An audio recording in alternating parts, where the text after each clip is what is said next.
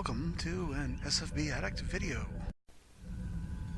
I'm doing an update for the Starfleet Battles Cadet module, and what I've done is I've added graphical layers so that I can just grab one counter and the user can choose which graphic they want to use to represent their ship.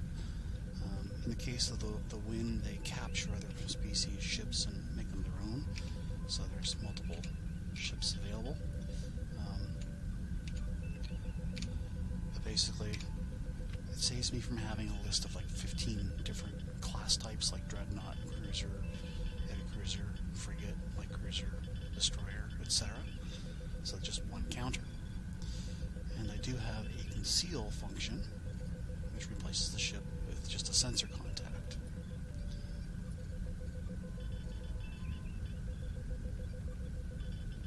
So there's also like restricted access on the counter, so only the Wind player can move their counters. So if I become a non-Wind player, the only thing I get is the ability to mark the pieces moved. But if I am the Wind player, I get the full menu. Now this works fine on the ships because I'm not using a masking function to mask the restricted access. But when it comes to things like a drone,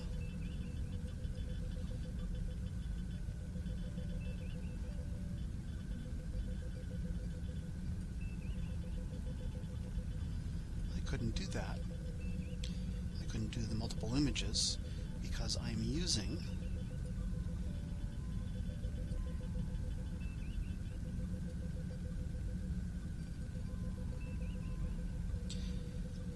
a masking function to literally turn off and on the restricted access to be able to reveal a property sheet. So, in other words, this drone, when launched, has hidden information. It might be a single space drone, which does, say, 12 damage and takes 6 hit points to kill the drone, or it may be a double space drone, which takes 8 points of damage to kill it, and if it hits your ship, does 24 points of damage. And the opponent doesn't know that until either the ship hits them, or until they use their limited number of labs to try and identify by observation what the drone is before it hits them. So if a ship only has 2 labs, they have 2 die roll attempts to try and identify the drone, but there may be more than 2 drones in play at any one time, kind of thing.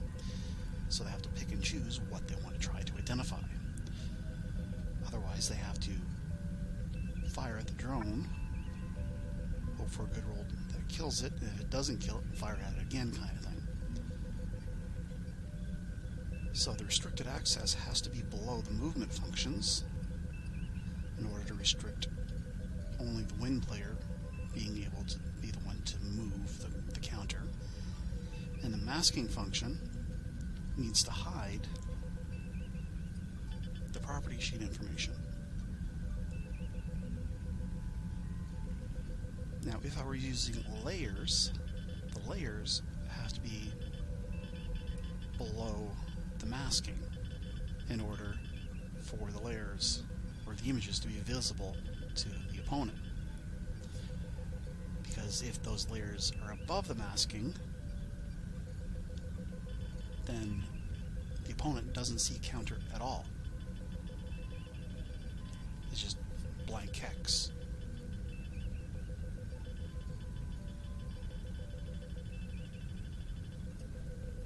If I move the movement functions below the masking, or below the layer, then the opponent suddenly has the ability to move the piece. Those menu options will show up. So I couldn't have the movement functions above restricted and below the masking at the same time, kind of thing. So I had to choose between rotating the layers or the concealing. But interestingly, this actually works for another type of weapon called an expanding sphere generator. basically it's a wall of energy.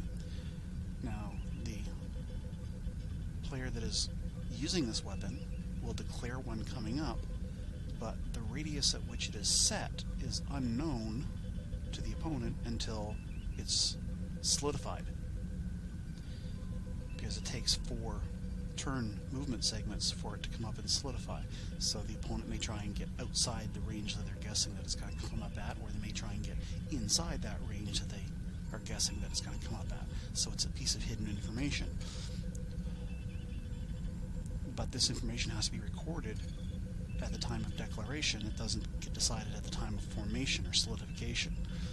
So in this case, having the layer above the mask actually works, because the radius is actually invisible until the owner goes into the menu and unmasks it, at which point the information is visible to the opponent. So by not being able to use these layers for all the pieces like drones, it means I end up having a long list of drones instead of just one piece where I could rotate through the graphic. So the end result is that there's a long list here on the map for the player to choose from and trying to search for the image that they want to use. So the problem with the placement of the layering with the masking and the restricted access has to do with the graphic image and the revealing function.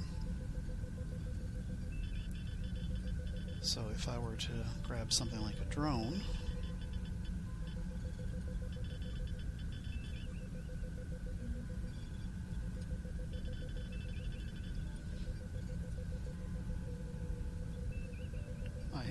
as the Fed player, I have the access to the mask and reveal function. But if I become a non-Fed player, I still have access to the full menu, and I'm not supposed to. And that's because of the placement of the masking above the layer. But if I move the layer above the masking, then the piece becomes invisible to the opposing player. And my movement functions are tied here to prototype weapon. That's all it does, is it gives it movement ability. So if I move the movement above the layer, then the graphic, the layers of the graphic won't rotate with the piece when it moves. So the movement function has to be below the layer, but by having the movement functions below the layer and the layering being below the masking and the masking being below the restricted access, that gives the non-player access to the full menu, which I don't want. So if I have these functions above restricted access,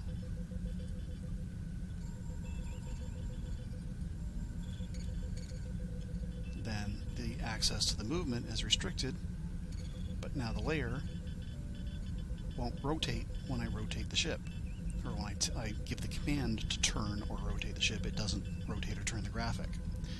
So if I move the layer up here with the prototype,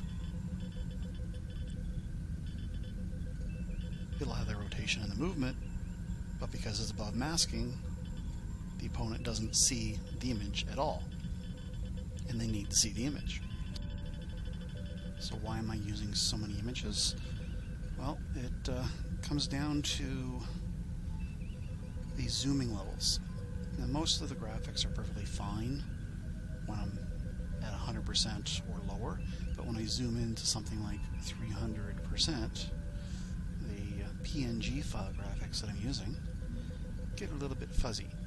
So what I've done with my options here is I remade some counters by taking the PNG and encoding it into a scalable vector graphic For instance, this base station right here. It's a nice sharp image. But if I look at the other base station, that is just a simple PNG, right here, this is where it gets fuzzy with a PNG, and that's where the SVG is. So the SVG graphics look awesome when we're at 300% zoom. However, there is an issue with rotation. The SVG graphic gets fuzzy rotating anything other than the upright down position.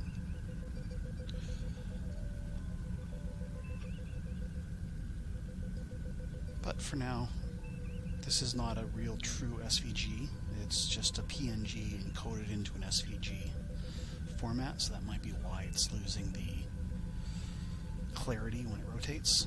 Later, when I have time, months or years from now, I may actually make some true SVG graphics, and that may work better. I'll have to do a bit more research on that.